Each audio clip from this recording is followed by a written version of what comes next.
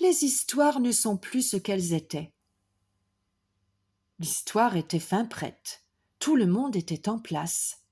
Le roi lissait sa barbe blanche et astiquait sa couronne.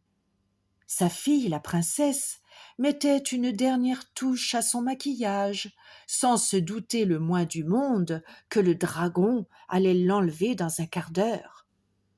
Le dragon, qui savait bien, lui, ce qu'il préparait, réglait son lance-flamme électronique. À quelques pas de là, un petit jeune homme timide sautillait sur place en balançant les bras. C'était le chevalier sans peur et sans reproche qui se porterait volontaire pour sauver la princesse. Mais d'abord, il devait rendre service à la vieille femme qui ramassait du bois. En fait, la vieille femme était une fée. Elle était justement en train de revêtir son costume et de répéter une dernière fois son texte.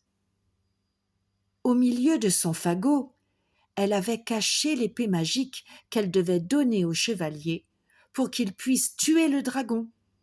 Après, il pourrait épouser la princesse, et si tout se passait bien, ils auraient beaucoup d'enfants. Bref, tout était prêt. On pouvait commencer. Il était une fois... Mais où est donc le roi? Impossible de le retrouver. Tant pis, on dira que la princesse est orpheline.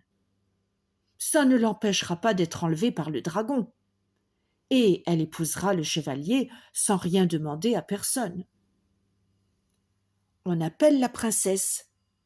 Elle ne répond pas. On appelle encore, par haut-parleur cette fois. Toujours rien. Oh, c'est quand même embêtant. Il faut bien que le dragon enlève quelqu'un. Il ne peut pas enlever la vieille femme, puisque c'est une fée, et qu'elle a une épée magique cachée dans son fagot. Et s'il enlève le chevalier, ce n'est plus drôle du tout. La fée devra délivrer le jeune homme, et franchement, ce n'est pas l'affaire des femmes d'affronter les dragons. On n'a jamais vu ça dans les histoires. On peut toujours imaginer que le chevalier va combattre le dragon comme ça, sans raison particulière, pour faire un peu de sport. Et puis s'il gagne, il épousera la vieille, c'est-à-dire la fée. Elle aime sans doute les sportifs. Oui, mais entre-temps, le dragon a fichu le camp. Que vont faire le chevalier et la fée? Il n'y a qu'à les envoyer ramasser du bois. Ça pourra toujours servir. Apparemment, le chevalier n'est pas d'accord, car il a disparu sans crier gare. Et la fée refuse de faire quelques tours de magie avec sa baguette et tout son attirail.